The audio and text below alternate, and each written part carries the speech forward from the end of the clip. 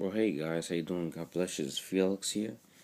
Early this morning, just trying to spend time with the Lord, and basically, I was going to write something, post a note, but my iPhone just started acting up this morning, and basically everything that I wrote down talking about my passes just got deleted. So I figured just save the time and just make a quick video.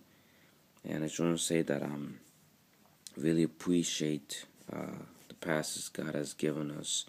And I want to tell you, Pastor, that you are a great man and a great woman of God.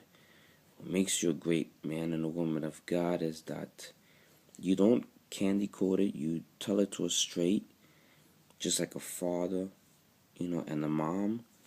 You discipline us, and I just want us, as a church to basically just make our pastors' lives more easier. So many times we give our pastors so many headaches, and it's kind of like Moses.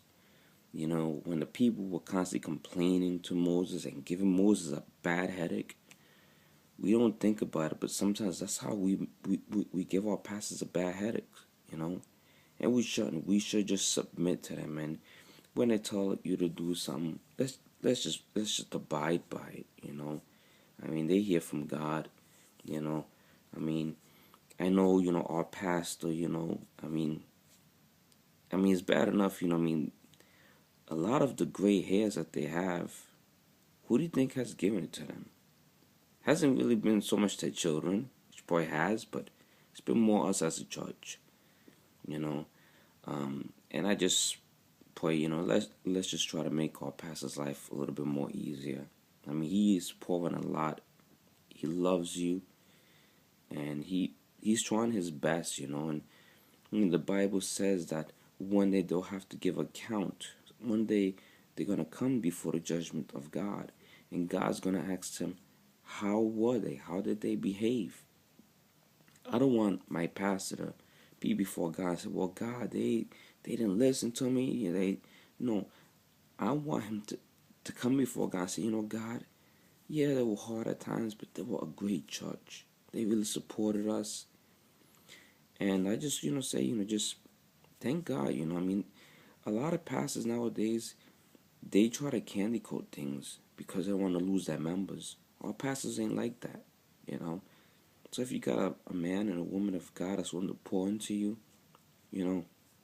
pray for them, Take time through the day and just keep praying for them, I mean, you can't reach a certain level where you stop praying for them, Pray for their strength and their health, because they need us. We need them. They're trying to help us to get to heaven. That's the whole part. And it's so amazing how God has put pastors to help us to make it to heaven. Take some time. I know you don't like hearing it. I know sometimes we don't like doing it because we're lazy. But fast. Take a day and fast for your pastor. Dedicate it. Fast for his health, for his health, for her health. Fast for that spiritual vision. Fast that God would lead them deeper in the spirit. Fast that God would just open up doors for them. So many things that we can do.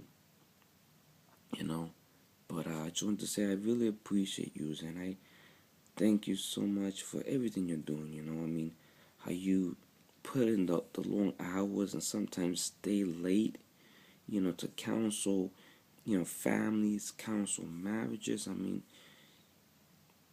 just thank you so much. I mean, you have a tough job. People don't realize that, but all pastors have a tough job. I mean, most pastors don't work, but all pastor does. He has a full-time job. And he gets tired. He gets worn out sometimes.